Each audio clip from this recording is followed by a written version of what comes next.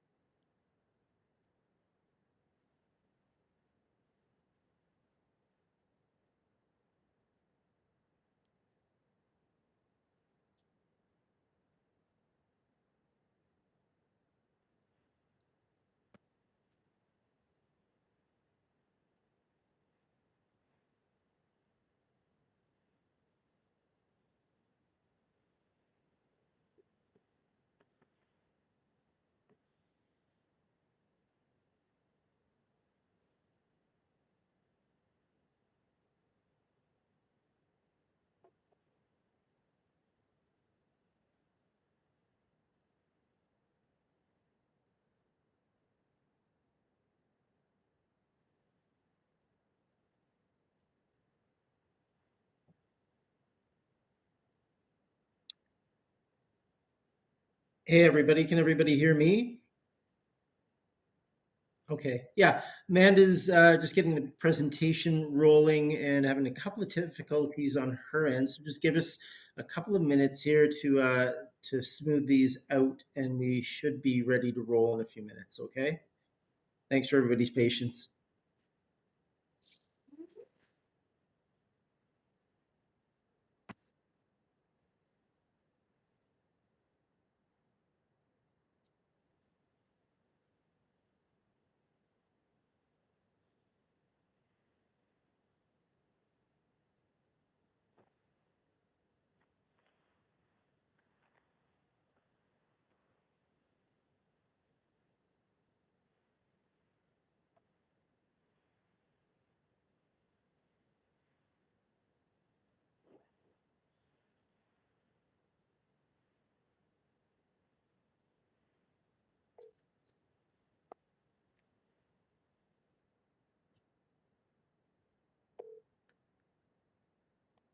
Hello. Hey, you're still muted.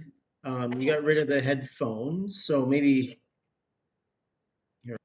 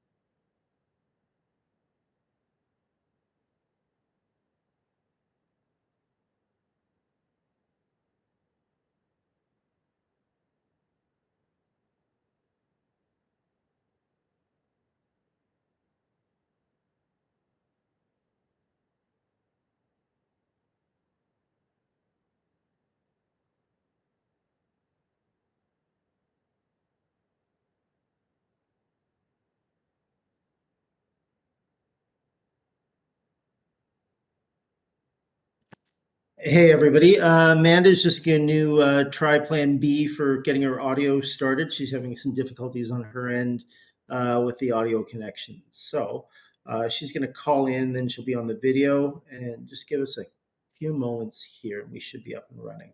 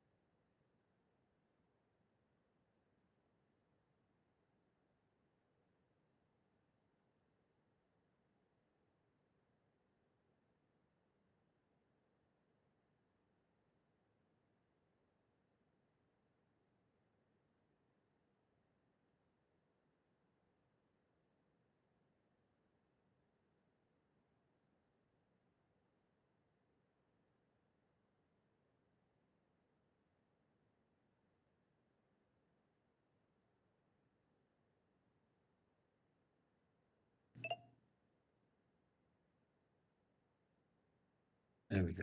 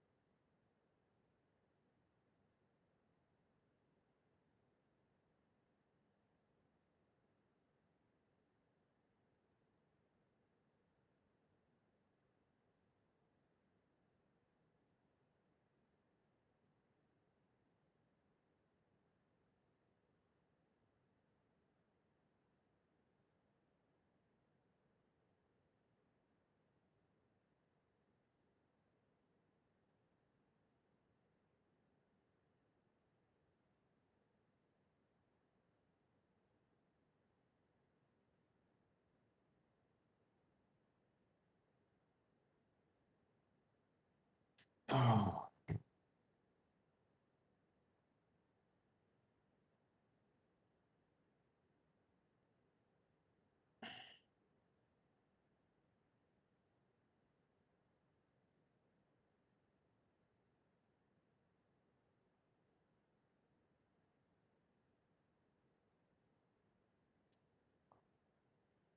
hmm.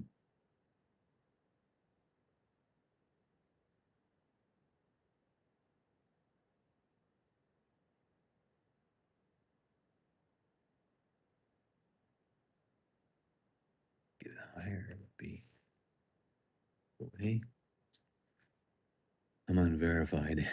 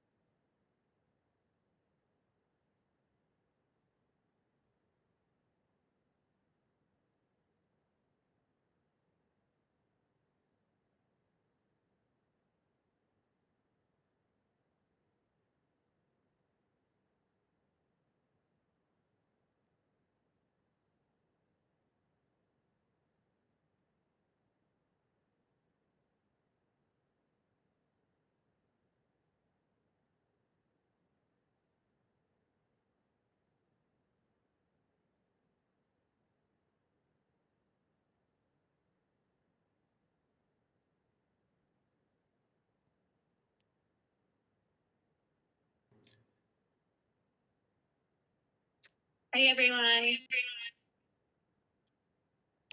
We were gonna try.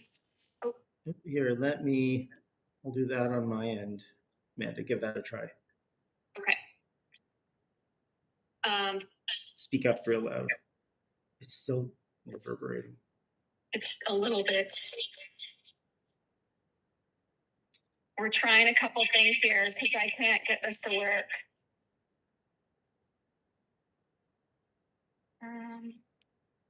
And I'm mute. Did that work? No. Okay. Again, apologies, everybody. We're trying our plan B here for the audio. Amanda's audio is down.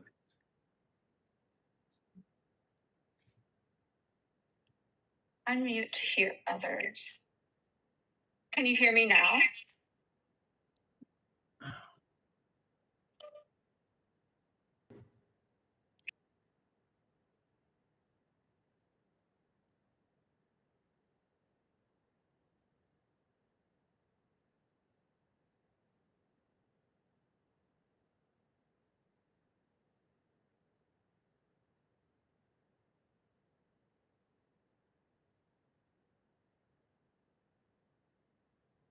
Okay, try that again. Hi.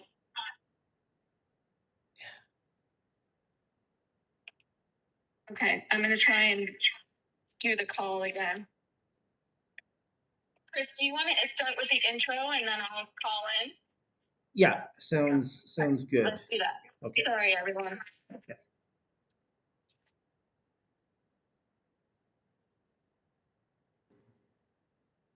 Okay. Hi, everybody. Can everybody hear me right now?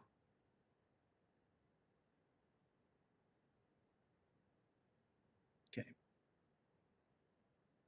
Perfect.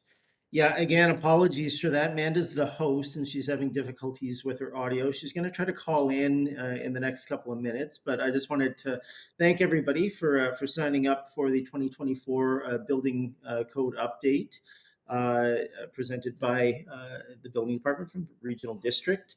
The intention of today's webinar is to give everybody a brief overview of some of the more relevant code changes that are coming into effect.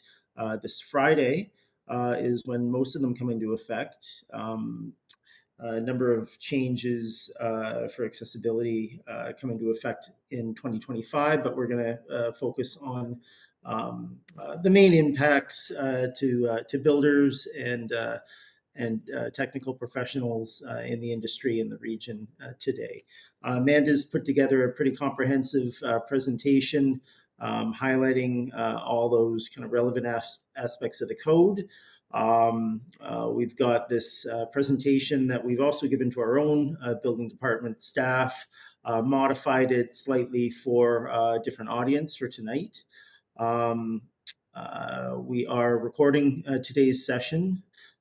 So we'll have a record of the questions. We'll have a record of all the questions that have been. We'll try to answer some questions on the fly today, and any other questions that we get, we can follow up with you individually or as a group after the presentation. Hi, Chris.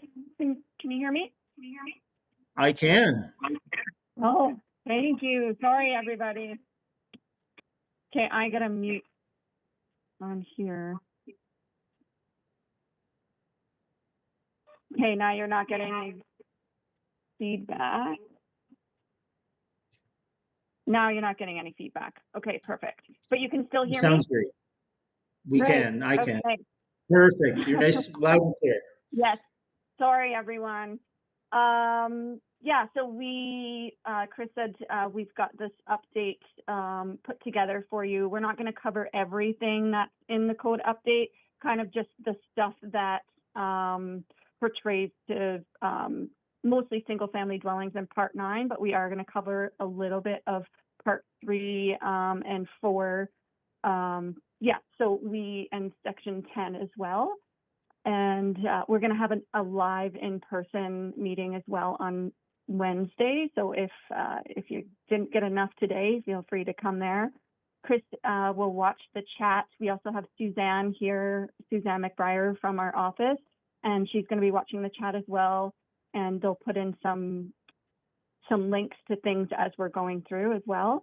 So if you have any questions, definitely reach out. Don't be shy. We're here. We want this to be more interactive than anything. And yeah, we're hoping that we can get this information to you. And yeah, the change is coming on Friday. So yeah. So without further ado, the BC Building Code changes are coming into effect on March 8th, 2024. So that's Friday. So any permits that are that come in on or after March 8th, 2024, they are going to be subject to the new building code, the 2024 version. There are parts of the 2024 version that are going to be kind of not introduced, but they're going to be mandated in March next year. And so there's BC specific effective changes for March 2025, and that is for requiring adaptable dwelling units, both in regular new homes. So new homes are going to have a requirement to become adaptable. Then there'll be some structural and seismic changes that are going to be required. Chris, were you done your introduction? Sorry, I just dove in. We haven't done Manda's introduced. So I'll introduce Manda. Manda is our senior building official. She works out of the Nelson office. I don't know how many years of experience you have now in the building industry. A lot, Manda. I'm the building manager. I operate out of the regional district office on Lakeside, but of course we also cover and provide service through our Nacusping Preston offices as well. And we have Suzanne here. She's our development technician. She's in the chat. Feel free to reach out to her. And yeah, sorry, I started a little bit late. I hate being late and a little bit flustered right now, but we'll get through it. Hopefully these changes or going over these changes won't take more than 3 hours. I'm not planning on it. I think I booked a little bit more time than necessary, but it's better to have that opportunity to talk to all of you. And if you have questions, definitely reach out. If we can't answer your questions, we can for sure reach out to the province and get back to you. I'll send up a follow-up email to all of you. Yeah, so the overviews of the BC changes that are coming into effect on Friday are going to be radon mitigation. So there's some new requirements locally, as well as the whole province is required to meet radon roughen mitigation. We've got the energy efficiency increases and the greenhouse gas emissions that were implemented as a part of revision 5 of the 2018 BC Building Code. Those, if you've come to any of the other seminars that I've been doing, it's just a brief overview of that. But if you haven't, you're in the right spot because we'll touch on those. There's new provisions for encapsulated mass timber construction, so CLT construction. They're adopting cooling requirements to provide one living space that does not exceed 26 degrees Celsius in a dwelling unit. And there's retaining existing ventilation requirements for systems serving single-family dwelling units. We'll touch on that. And there's some plumbing code changes. The BC provincial government has adopted the 2020 the 2020 National Plumbing Code. So yeah, those are some things that we'll touch on. Okay. So an overview of the BC building changes. That's what I was just talking about. Sorry, I forgot to flip the slide. Okay, so there's a new subsection in the BC Building Code, and that's subsection 1.2.3, and this is regarding personnel performing plumbing work. So this is come from the plumbing code, but now they've also included it in the building code. So a person performing the installation, alteration, renewal, or repair of a plumbing system shall possess a Canadian tradesperson qualification certification as a plumber, be an indentured apprentice, so supervised by a journey person who meets the criteria set out in the previous sentence, or be the registered owner and occupant or intended occupant of a single detached dwelling in which the plumbing work is going to occur. Division A is where you can find the defined terms for anything that's italicized in the building code is what we call a defined term. So the building code has its own dictionary sort of at the front in Division A under section 1.4. And there's many new terms that have been added into the 2024 code. Here's just displaying a few of those. So we now have a definition for owner, which is a person. An owner means a person, firm, or corporation controlling the property under consideration during that period of application of sentence 1111 of this code. There's also registered professional, so there is a defined term for that. Suzanne is putting some stuff in the chat for you as well. Ooh, I'm getting some feedback. Uh-oh. Someone So must if not be muted. a few people that are right now, so maybe you could just check your mute status. The person who's unmuted right now doesn't have their name up, so it's difficult to call them out.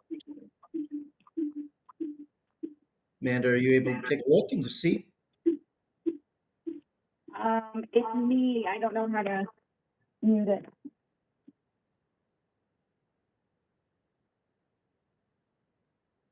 You know how to mute on the phone?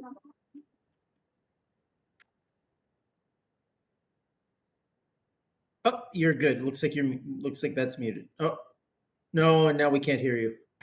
You're gonna have to unmute that if you've called in.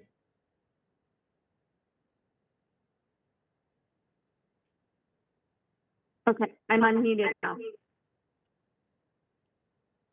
It looks like somebody else might not be muted.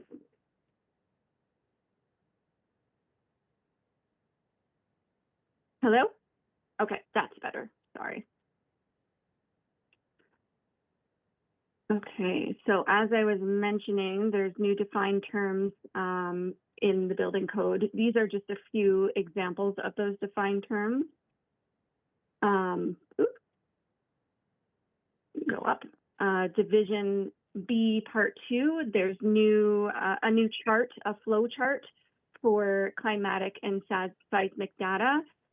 Whether you fall under Part 9 or Part 4, there's a flow chart to show you how to determine what seismic hazards to use and values to use in both Parts 4 and Part 9. And this is in the note section of the code. As I mentioned, there's some changes to section 9.4 and 923. These are those seismic data or seismic designs. So coming soon in March 2025, there'll be further education on this and bulletins, and we'll send them out as we get them. We should be getting them either mid to late this year. So March 10th, 2025, all areas pretty much in the province will have to have provisions for earthquake and wind measures. We right now are not in one of those seismic areas, but we will be coming March 2025. So there'll be some big changes for even Part 9 framing. These are definitions for brace wall panels and brace wall bands. There's an illustrated guide on the BC Housing website, and there's helpful stuff in there to kind of describe and outline these requirements that are in 923. So section 923 is where you would be looking. The designs on the screen here, so a brace wall panel is a portion or portions of a wall where exterior sheathing or interior finish is designed and installed to provide the required resistance to lateral loads due to earthquakes. Brace wall band is an imaginary continuous straight band extending vertically and horizontally through a building or part of a building in which brace wall panels are constructed. So you can see on the left-hand side of your screen here, we've got a floor plan at the top, and it shows the basement, and then in the middle is the main floor and the upper floor, and then here's a 3D below. There's a 3D section showing that brace wall band, which extends all the way up to the roof, and it's all of those floors. And the middle is just different ways to achieve those seismic requirements. So that's something that will be coming up in the 2025 update to the code. We know it's already coming. The province is working on getting some bulletins and education out there for the public as well as building officials, because it's going to affect our jobs as well. Okay. Also coming in 2025, like I said, are those adaptable dwelling units. So the section of the code, if you're going online and reviewing the PDF of the code right now, the 2024 code is available online, and Suzanne will be putting that as well in the chat. But if you go to section 9521, this is where you will see the requirements for compliance, basically backing for future grab bars. This is required in detached houses, duplex houses with or without secondary suites, triplexes, townhouses, row houses, and boarding houses, as well as Part 3 applicable as well. So something in that as well is that 100% adaptable dwelling units, and the abbreviation is ADUs, are required in large condominiums along the first floor. So the first floor units on all large condominium buildings are required to be the adaptable dwelling units. Oops. Doesn't want to stay there. There we go. Okay, so changes to stairs and guards. So these are requirements that are required as of Friday, March 8th. So there's some changes to stairs and guards, and the section for that would be 9.8. There's a new requirement for tactile walking service indicators. And on the bottom here, so if you go to section or sentence 33119, sentence 2 at the bottom there, you can see it did not apply to service spaces, bleachers addressed in subsection 332, stages, loading docks, industrial occupancies within dwelling units, and stairs and drop-off edges serving not more than 2 dwelling units. So any other type of building within Part 9 or Part 3 require these tactile attention indicators basically at the top. And you can see it in the stairs, the top and the bottom of the flights. Just let me know if there's any questions. Another change to stairs and guards are open risers. So open risers are now permitted in interior and exterior stairs that serve single-family dwelling units or a house with a secondary suite. There's in the bottom corner of the slide is those italicized defined terms for what a dwelling unit is, what a service room is, what an industrial occupants is, and what storage garages are. There's also exemptions to this as well. So interior and exterior stairs serving single-family dwelling units in a house with or without a secondary suite, those are exempt. Fire escape stairs are principally used for maintenance, stairs that serve service rooms, and stairs that serve industrial occupancies other than storage garages. So everywhere else cannot have open tread stairs, but you are allowed in those single-family dwelling units.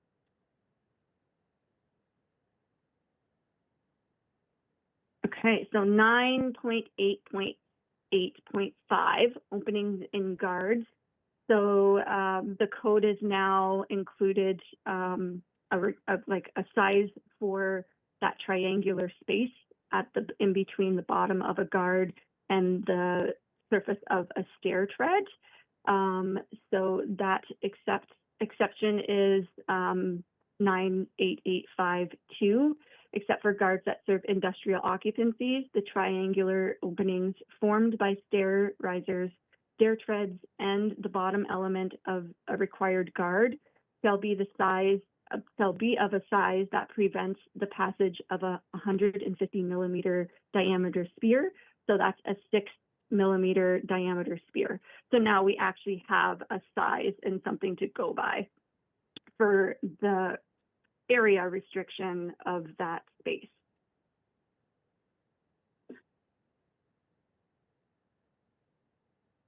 Um, 9881, so required guards. So there is a big change actually, to when a window needs to be protected by a guard. So in the 2018 code, the distance from the finished floor on the inside to the top of the sill or the bottom of the sill that required a guard was 450 millimeters. It is now 900 millimeters, as well as a mechanism that can only be released with the use of tools or special knowledge control the free swing of sliding operations, the operational part of a window. Cannot have any clear unobstructed opening not more than 100 millimeters. So that's 4 inches, measured either vertically or horizontally. And then there's the requirement for windows that don't need to be protected. The sill can't be more than, or has to be at least 900 millimeters above the finished floor, or less than 1800 millimeters, which is 6 feet above the floor or the ground on the other side of the window. So that description and that picture there on the side kind of explains that requirement. And then there's a note from the code section there for you. We're going to move to doors and a means of egress. So this was changed.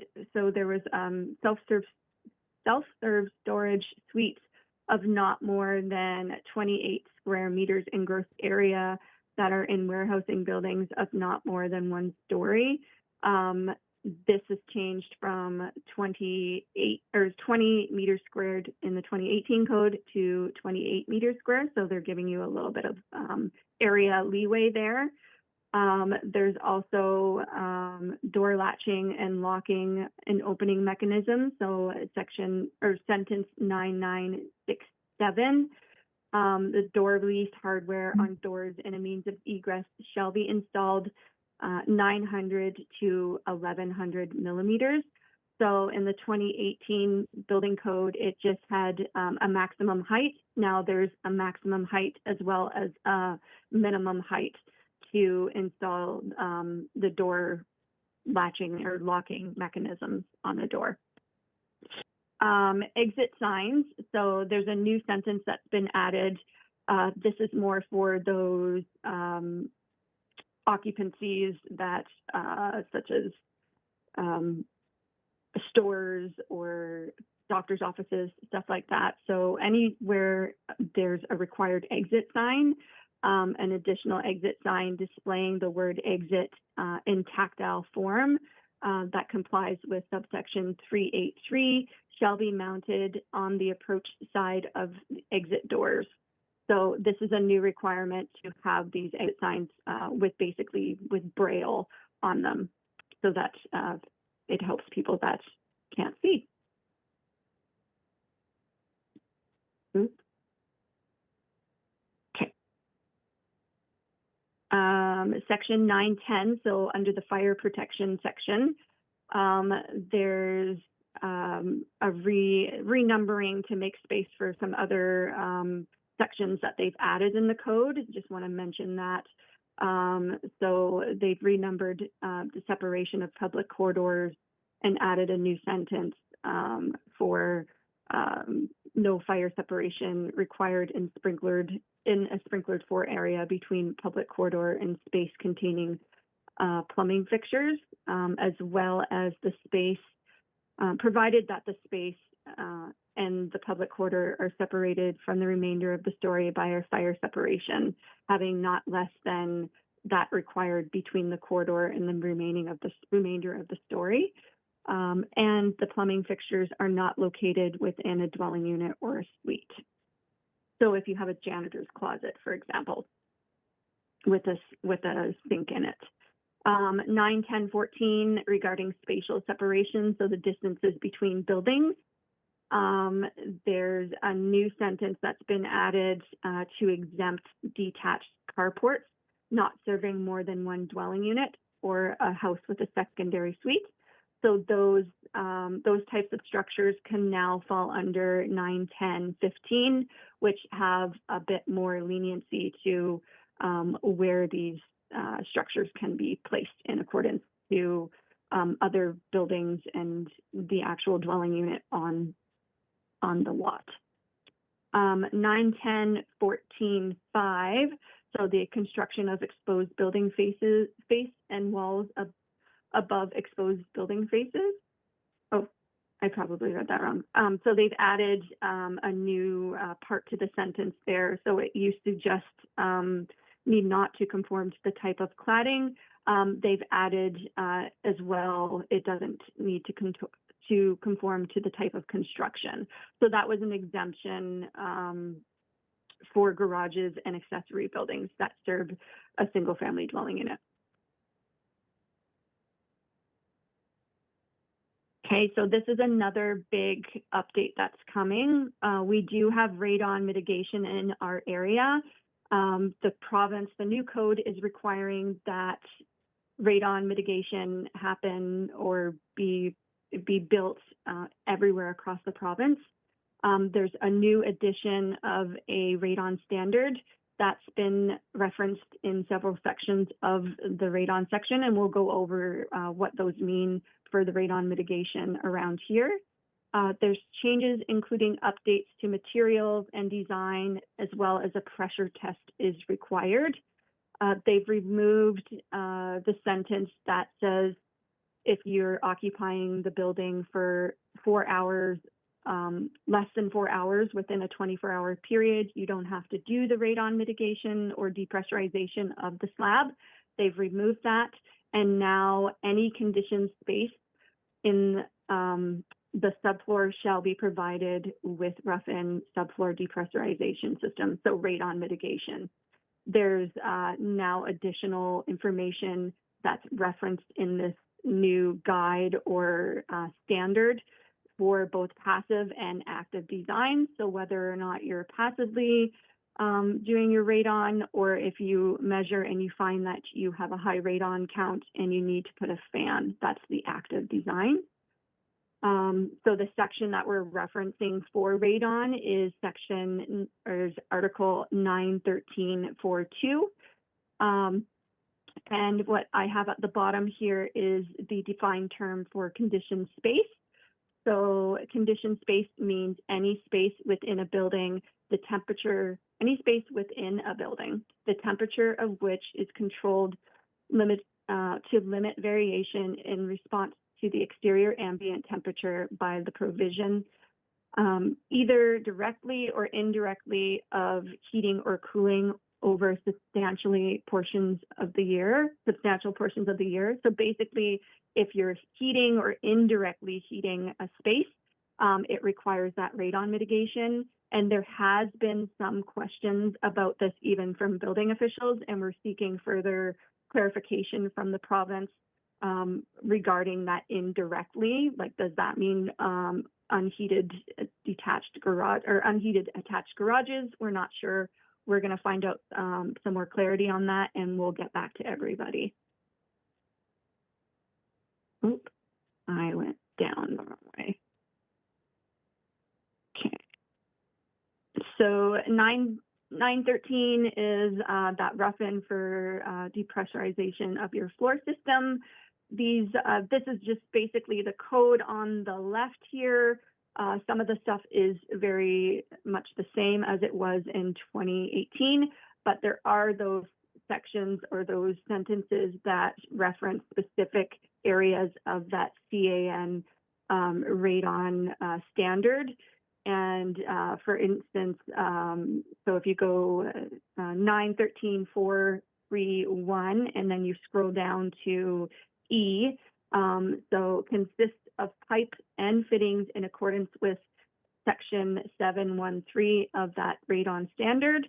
And as you can see on the right here, that section of the standard basically requires PVC pipes installed completely in or above grade shall comply with Schedule 40 specifications regarding wall thickness, inside and outside diameters, and pressure ratings. So that means that we now have to install Schedule 40 for radon above the slab. We can no longer see that white PVC. The reason behind that is that the wall thickness of that pipe doesn't meet the standard.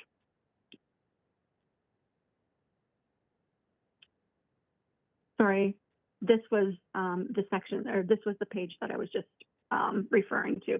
I skipped ahead. So now the continuous pipe system for passive ventilation. So this is what's required in standard construction in our area right now.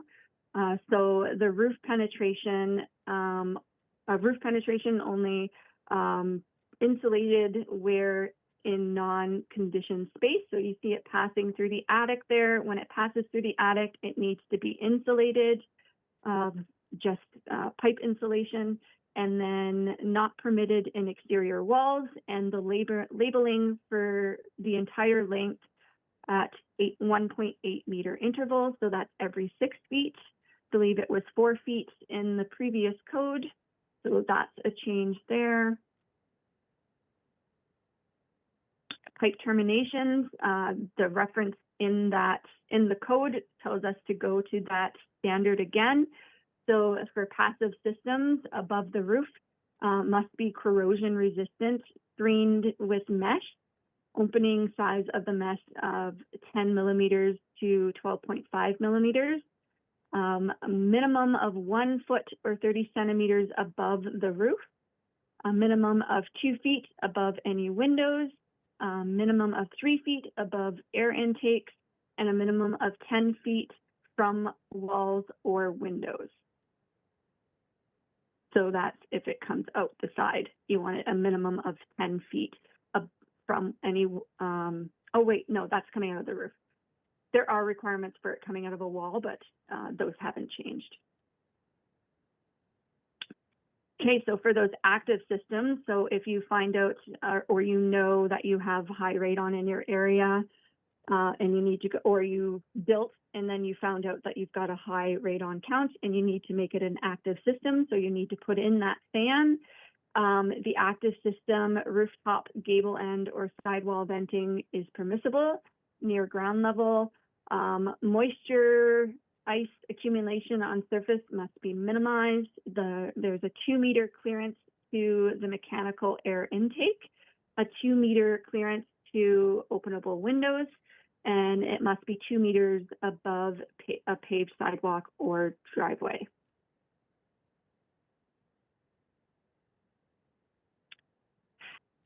Also new to the code coming is heating. The heating section of the code has now included heating and air conditioning.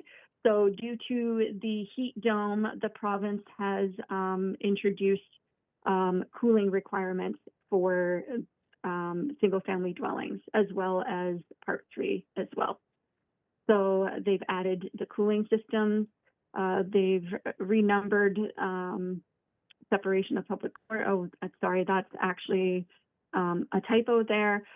So except where determination according to Article 9335 or good engineering practices. So 9335, there, that means we'll be asking for those F280 reports we started asking for those to verify that your mechanical system has been installed correctly and balanced and designed. So now with those F280 reports and your heating mechanical contractor can do that for you, as well as your energy advisor. And we'll be asking for that as well to verify that you do have this one refuge room, which I will get to in the next sentence. Or good engineering practice, you can show it to be unnecessary. So maybe you have a portion of your build is below grade, but we still need that F280 report to prove that even during the hottest months of the year, you will be able to maintain that design temperature. Yeah, so that design temperature is 933.3.1. So there's now an indoor design temperature for cooling. So at the outside summer design temperature, so we would reference that in Appendix C of the building code. Every town or small town, if it's not listed in there, the regional district, we have it in our bylaw as well, requires cooling facilities that shall be capable of maintaining an indoor air temperature of not more than 26 degrees in at least one living space in each dwelling unit. So this has to be a living space, so it has to be a bedroom, it has to be a common room, it can't just be a closet. You can't just say, oh, my closet is 26 degrees, I'm gonna refuge in there when it's really hot. You can either do this passively, as I described. You might have portions of your building underground, which it will show in your F280 calculation, or you can do this mechanically. We're going to get to the section for the new step codes and new requirements for electrification. So a lot of people are already installing heat pumps. Heat pumps are also air conditioners. There's just a switch that they can do, or you can get them combined with both, but they're manufactured by the same company. A heat pump is an air conditioner.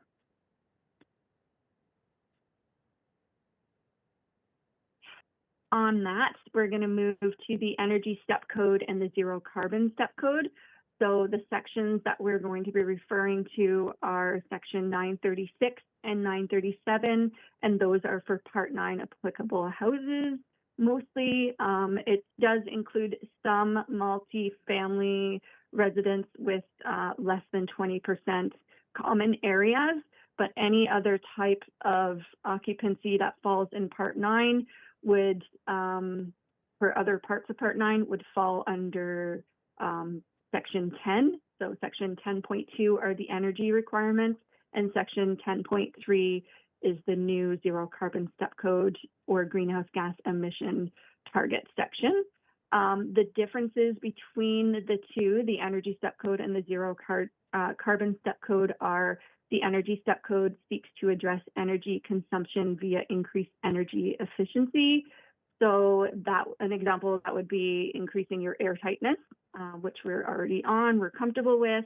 The new zero carbon step code, so sections 937 and 10.3, seeks to address energy source emissions via encouraging mechanical systems that use energy sources with a lower emission factor. So we're basically looking at the type of fuel for your operational heating, cooling, and cooking. Oops, I'm changing the wrong screen. So under the energy efficiency changes, the major Part 9 energy efficiency changes include the 936 energy efficiency minimum requirements of Step 3 performance for Part 9, 936 to 936.4 has been introduced. It is a prescriptive pathway. It is more expensive. Essentially, it alleviates the requirement for doing any modeling or having an energy advisor. This was made by the province for those areas that are unreachable by an energy advisor. mainly the north, it has to be adopted by the local authority having jurisdiction, so your local government. I do not know of any that have adopted it in even the West Kootenay area, west or east, and it has to be adopted under a bylaw. The pathway is pretty much more, a lot, it's about at least 5% more than going with the measured approach or the performance pathway. So that is why we haven't adopted it. So 936.6 is the energy step code. So that's what we're going to be referring to.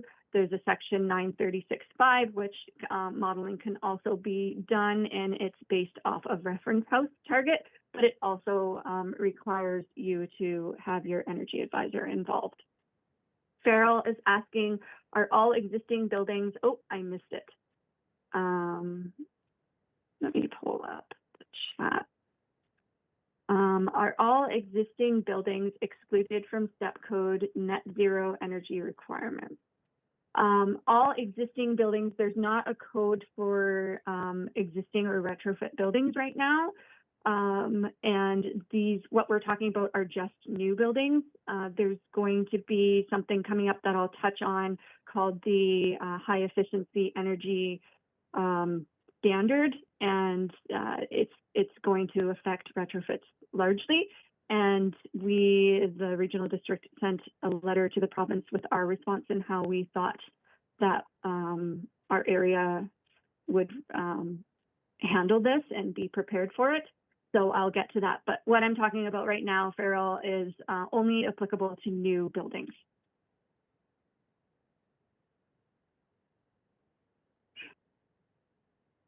Okay. So the bottom part of this slide represents the types of occupancies that fall in Part 9. As you can see, even though they fall in Part 9 for other requirements, regarding energy step code or efficiency, as well as the greenhouse gas emission targets, if they're larger apartments, if they're D-occupancies, so offices are an example of that, or they're E-occupancies, mercantile stores, retail goods, small stuff like that, that's still, you would have to reference Part 10 for the energy step code, as well as the zero carbon step code. We have those industrial types, the F2 and F3, and those refer to Part 10 or the National Energy Code for building. There's also the passive house pathway as well, which is above and beyond the energy step code, but that's also a pathway that can be chosen. The applicable buildings for Section 936.6 and Section 937 for energy step code, as well as the zero carbon, are single family dwellings with or without secondary suites, row houses, buildings containing only dwelling units with a common spaces equal to or less than 20% of the building's total floor area, and duplexes.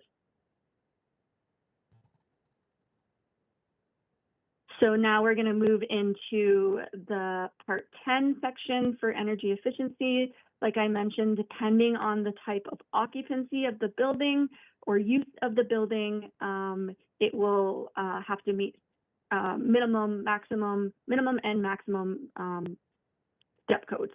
So you can see occupancies there. There's a minimum step of step 2, which has been increased from step 1 across the province. The maximum is step 4.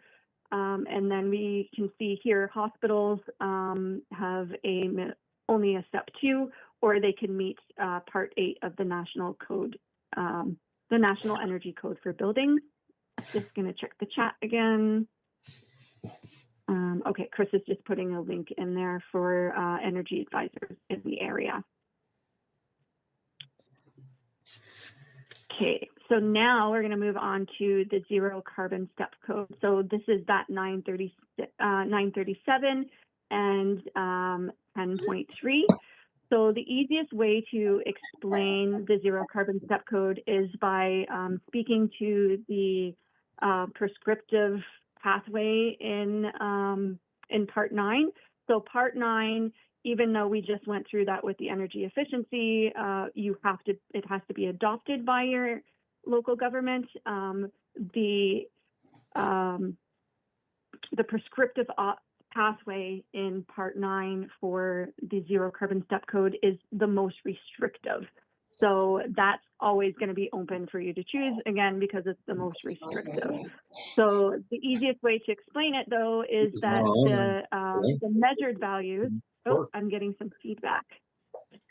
The measured values in the charts that I'll show on the next slide, that's all measured already with your model, your energy modeling that you're getting from your energy advisor. So the steps, like the step code, go from EL1, so emission level 1, to emission level 4. Emission level 4 is the highest.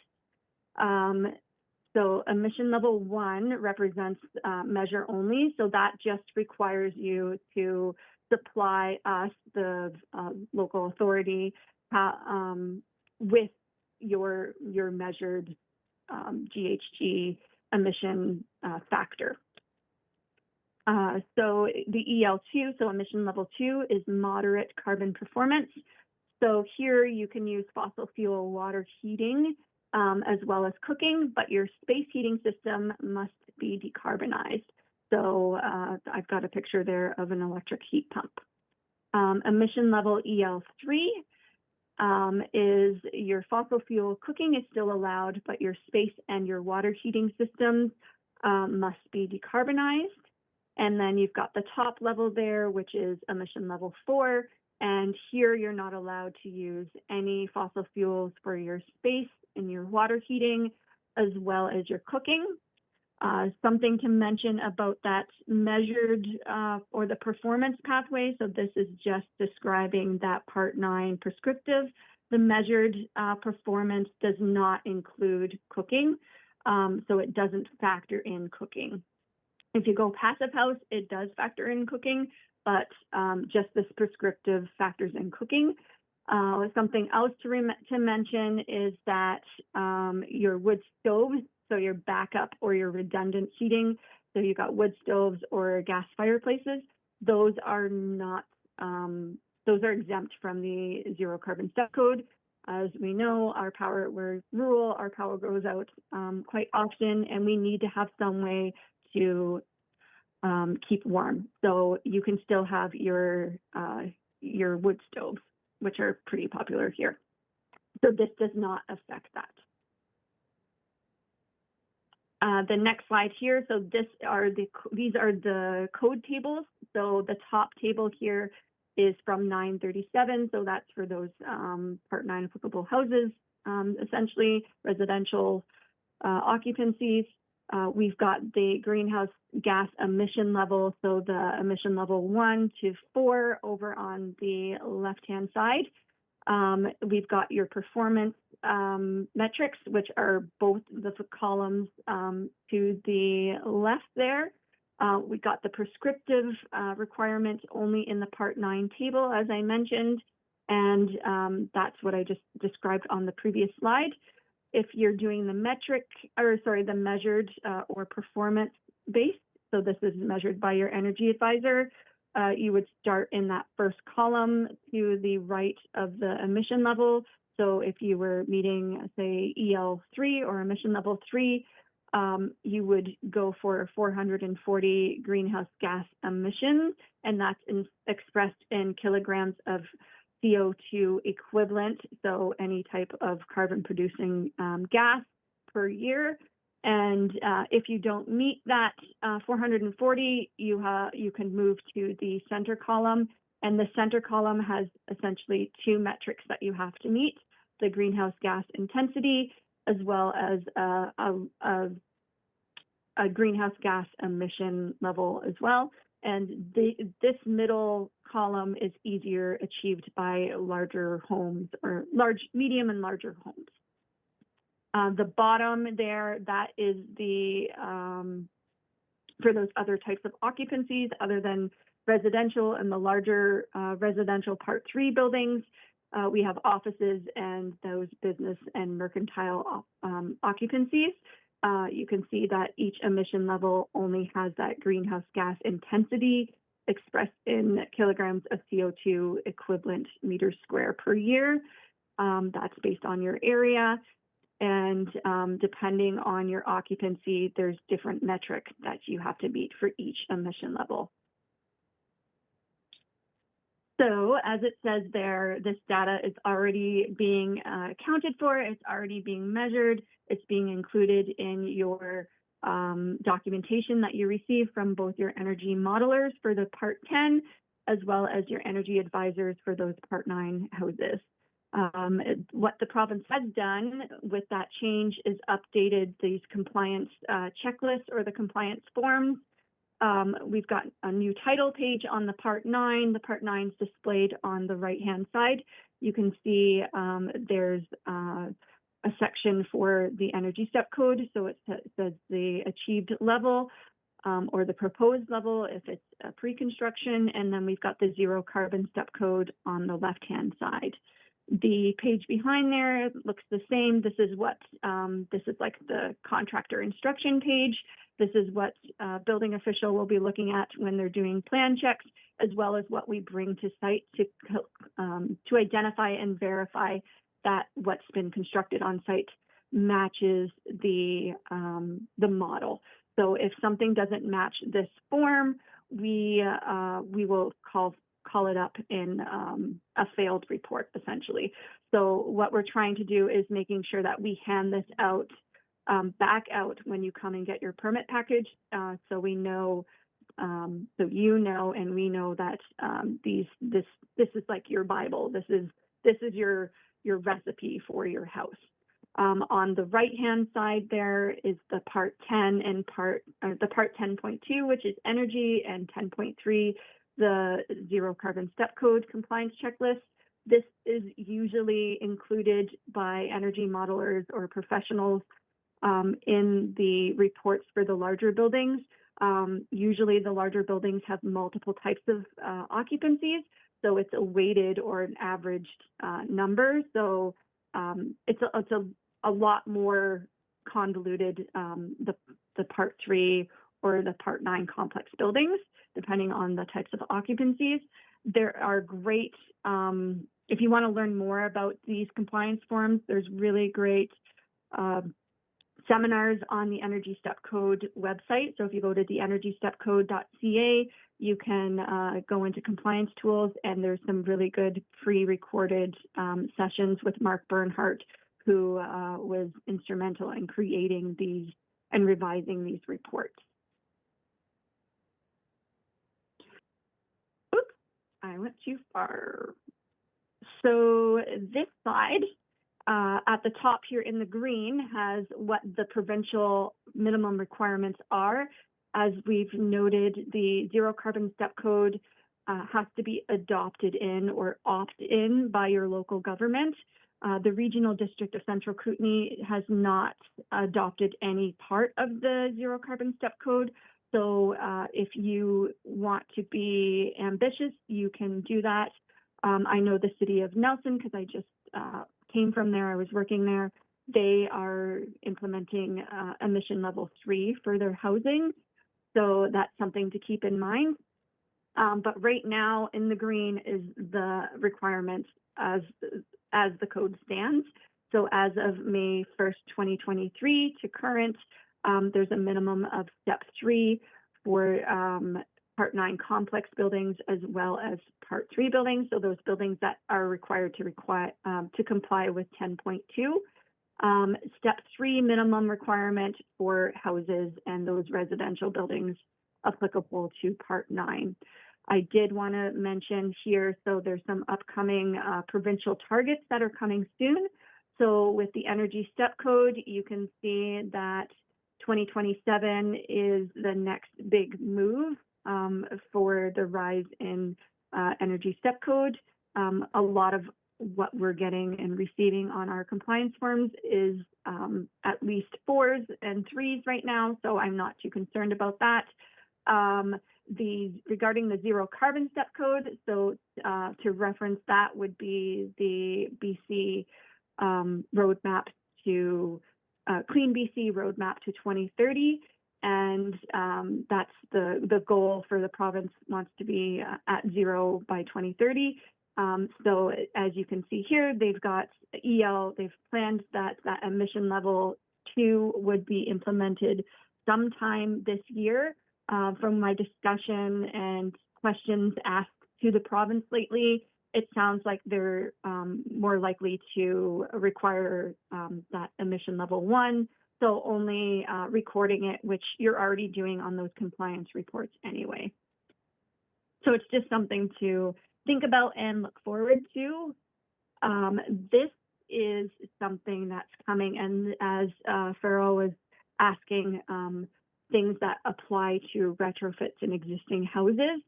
So, and as a part of Clean BC, there's a high efficiency equipment standard. Right now, there was consultation from December 2023 until about 2 weeks ago. So this information is available online, but the feedback opportunity has closed. As I mentioned, we, as the regional district, did send some feedback on this.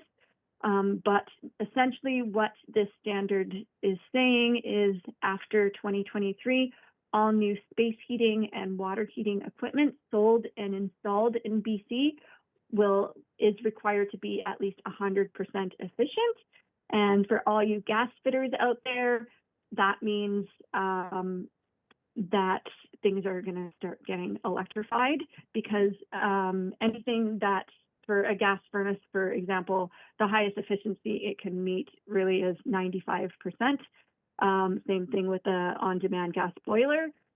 So it's definitely going to affect things like retrofits, and as well as people installing gas appliances right now. It might be something to think about, either going electric or running those wires so that when that equipment comes due for replacement or major repairs, you don't need to do a big retrofit to fit in something that is more efficient. Something to mention here is that those dual systems, say a electric heat pump with a gas furnace backup, so those dual systems, that is still considered above 100%. But like I said, those components and actually getting the equipment after 2030 might become pretty difficult. So it's something that I wanted to make sure I mentioned in this presentation. Moving on to part 3. So I'll go more quickly through this. So part 3 of the BC Building Code changes, the few highlights from there's a lot more, but encapsulated mass timber is now allowed up to 12 stories. There's fire stopping, F rating, and T ratings. I know there are some architects and engineers on this call, so don't worry, I actually have some definitions down below as well. So visible fire alarm signal devices in corridors and washrooms and hotels and motels, exit signs, floor numbers, emergency lighting, notifications with tactile info, similar to the Part 9 ones that we discussed above, accessibility changes, all buildings with limited exceptions, and there's a new section for self-storage buildings in Part 3 that has some really different exemptions. So as I mentioned, encapsulated mass timber, so that CLT construction is now permitted to go up to 12 stories in height. Division B, Part 3, so there's some new exceptions for continuity of fire separations. So these are some new sentences.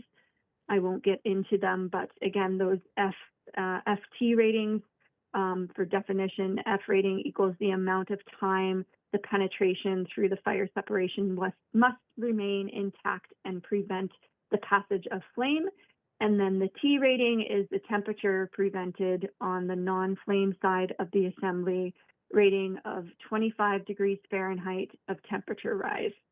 So it's pretty technical, but there are some new requirements regarding fire separations and continuity of fire separations.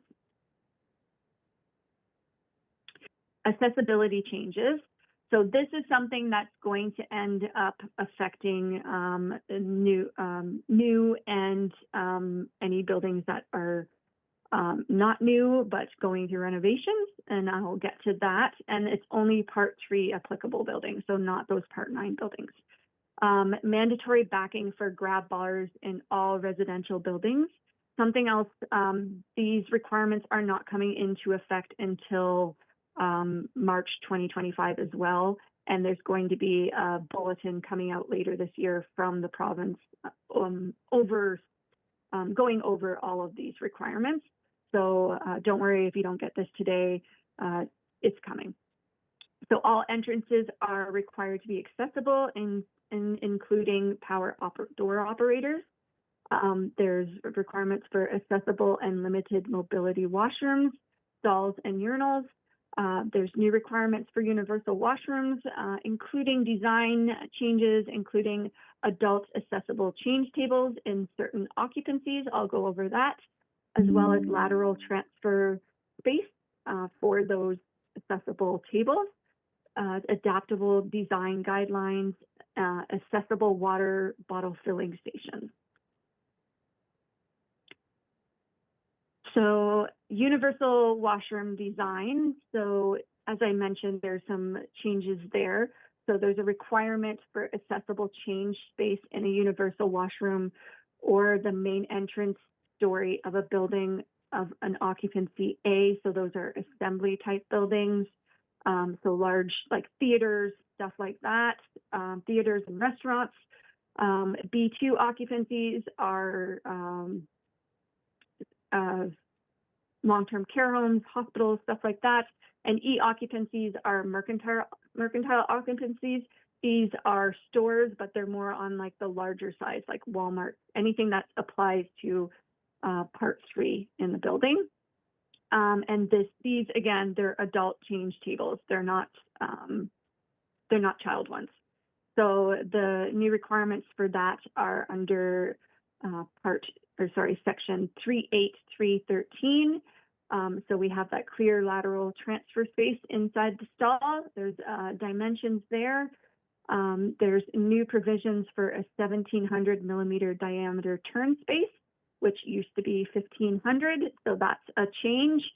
There's new provisions for emergency lighting within these universal washrooms. There's provisions for that adult change table, and and it has specifications for that. I'm just going to check the chat really quick. Make sure. Yeah, okay. We're just getting some links to things. Okay, so now this is something that Farrell brought up earlier. So for Part 3 applicable buildings, Section 3.8.4 has been added to the code. This is a new subsection, and it's relating to alterations and additions to existing buildings. Accessibility requirements are going to be applied, except as provided in sentence 2. Access described in these articles here shall be provided. So it explains any additions to existing buildings, any major renovations, where the occupancies changed, and of course, new construction. Oops, I went too far.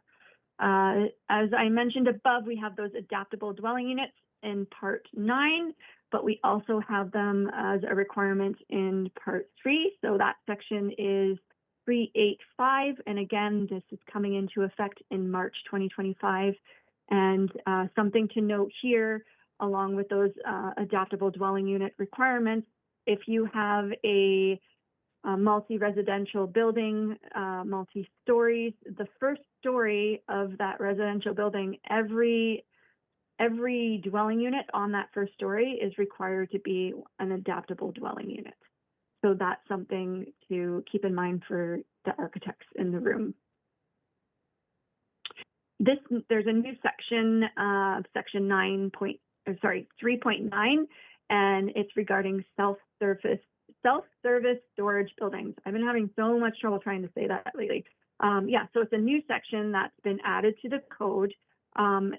This section is only applicable to Part 3 buildings that meet the applicable criteria, which we'll go over. Self-service storage warehouses that do not meet this criteria are subject to more requirements under Part 3, and they do not include those Part 9 self-service storage buildings. So the application of this, section applies to self-storage buildings that are not more than 1 story in building height.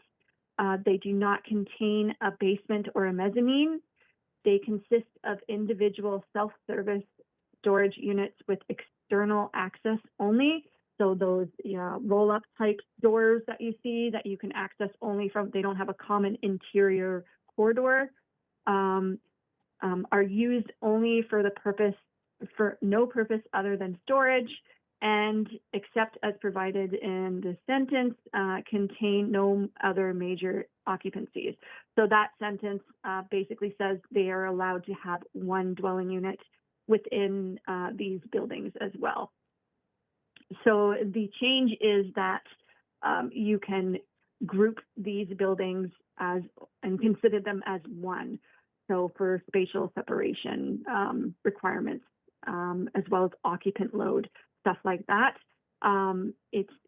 You see there on the right here, there's group 1, group 2. Within group 1, you've got building 1, building 2, and building 3.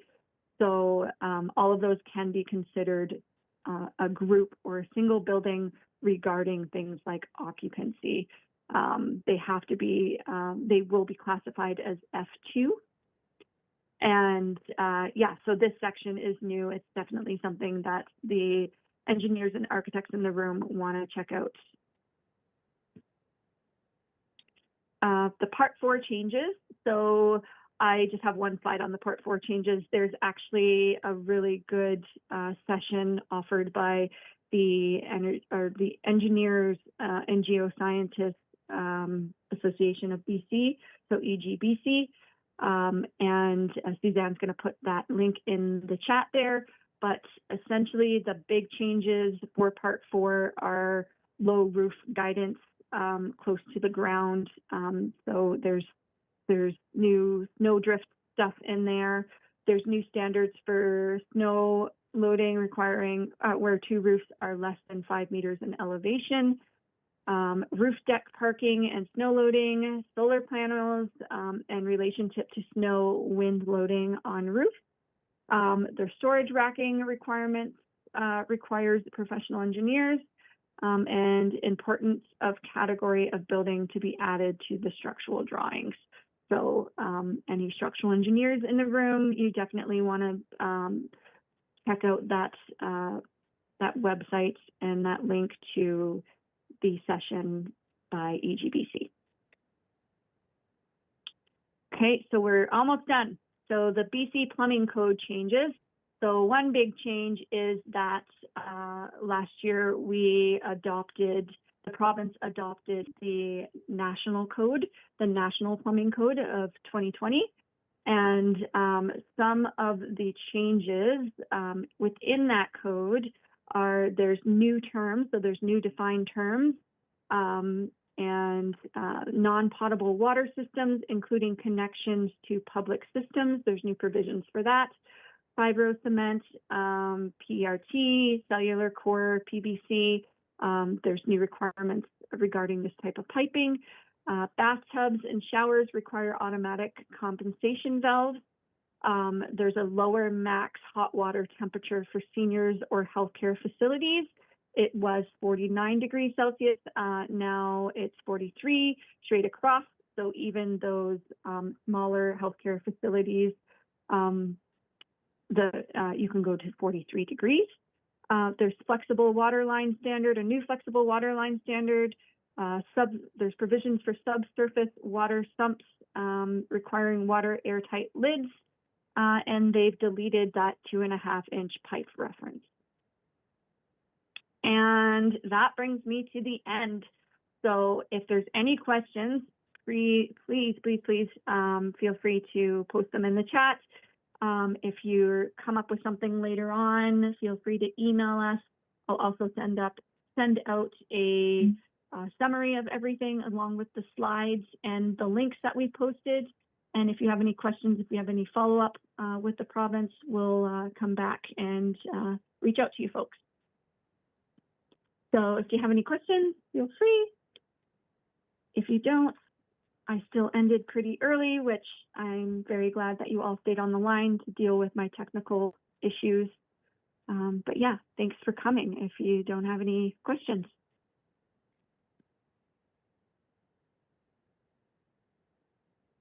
Thanks, Jessica. Sorry for the beginning. I'm glad we figured it out. Yeah, okay. So it doesn't seem like there's any questions. Thanks everyone for coming. I'll send out a follow-up email with some documentations as well as the slides. Hi, Jenna. Oh, Farrell. Where is the data behind the numbers of CO2 levels derived from? So the numbers in the data behind the numbers of the CO2 levels derived from. So those are from the province. They've got, it might be in they have something called the carbon pollution standard. I can send you an email after as well, probably tomorrow. It basically outlines where they get all of the numbers from and the sets and the targets and all of that. So I can reach out and I can include that in the email as well. But it's data basically that they've collected from different case studies that have been performed before introducing the zero carbon step code, which was the carbon pollution standard before. Jana says, so all drawings need to be done by registered architects.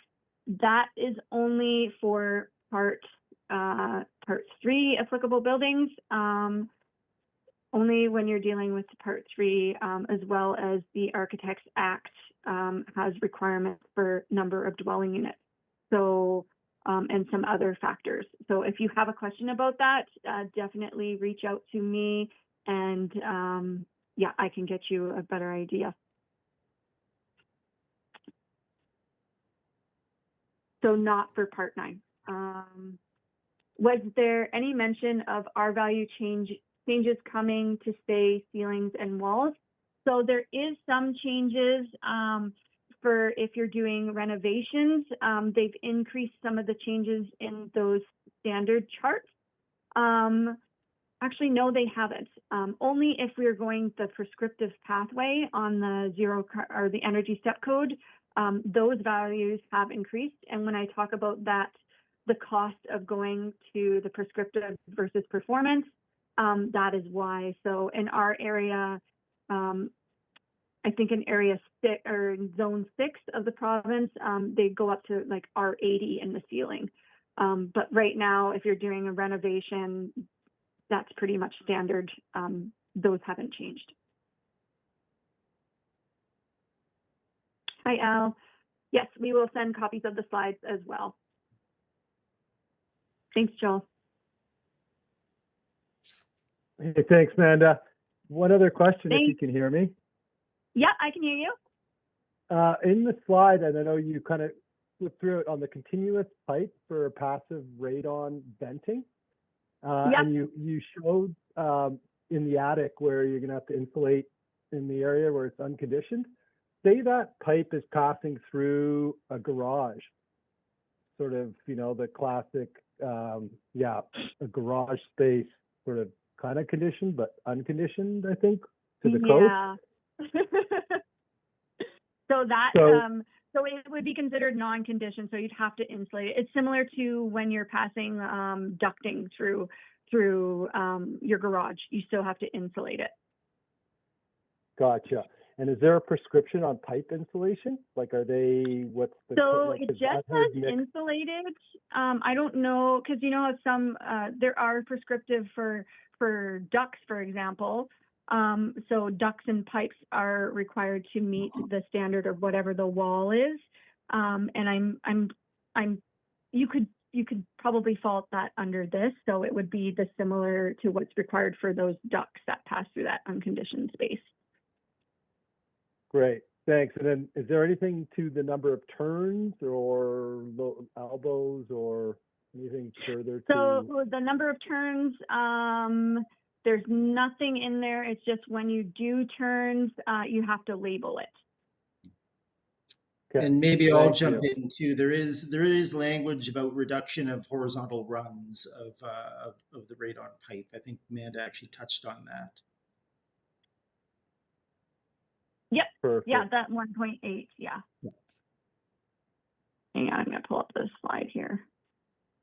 And then your Uh, ABS piping now, then once you come out through the slab to all the way up, from what I understood, the PVC there. Yep. Yeah, it's that Schedule 40 that's specified in that standard. So when that standard is specified in the radon requirements in Section 913, we have to apply that. So that thicker wall PVC Schedule 40, we're gonna have to send out some stuff to the suppliers as well, because yeah, Schedule 40 is going to be becoming as popular as radon pipe. In our words, it's not radon pipe anymore. Yeah, and really, Gotcha. I really think the intention behind that too is to allow that material to have the thickness required if you were to install an active system with a fan.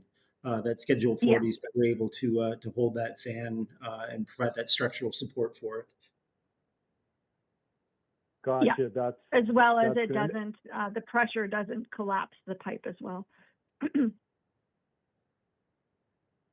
Oh, just when you get it figured out, they change it all. So this should be fun. No. How do you think when we were in December and we thought this was going to come out the next day, we didn't know when they were going to release the code, and they pulled this out, and everyone in the crowd was like, "Wow!" So we're in the same boat as you. Well, that's great. This was huge help to sort of understand it and at least know what we're all referencing. So thanks so much for putting this on. Appreciate you working Yeah. through the technical. Again, sorry about the mishap at the beginning, but yeah, I'm glad we were able to figure it out. Right on. Awesome. Okay, everyone. Yep.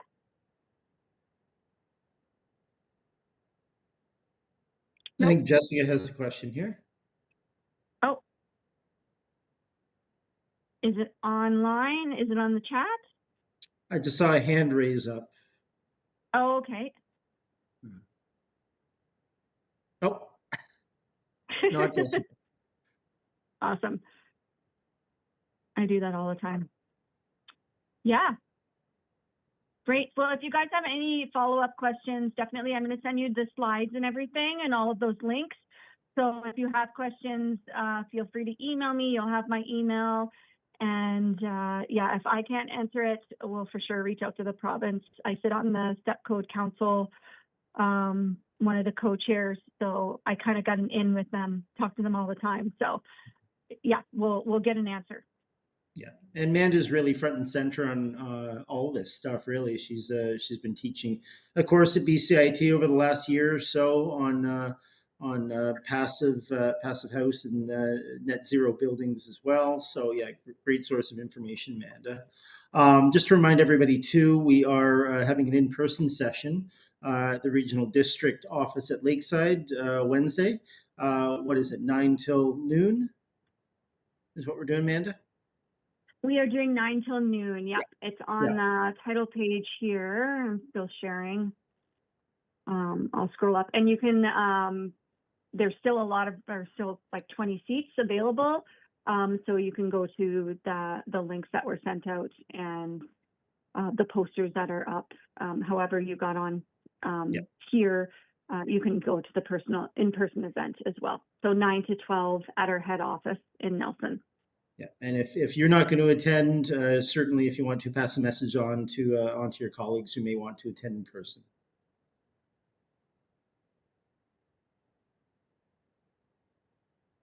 Great. I'm going to get some tea because I've been talking too much. And I got to answer all your phone calls tomorrow. Just kidding. Yeah. So again, if you do need me, though, reach out. And yeah, it's good to see so many people here. Thanks for taking interest. Yeah. Thank you, everybody. Thank you, Amanda.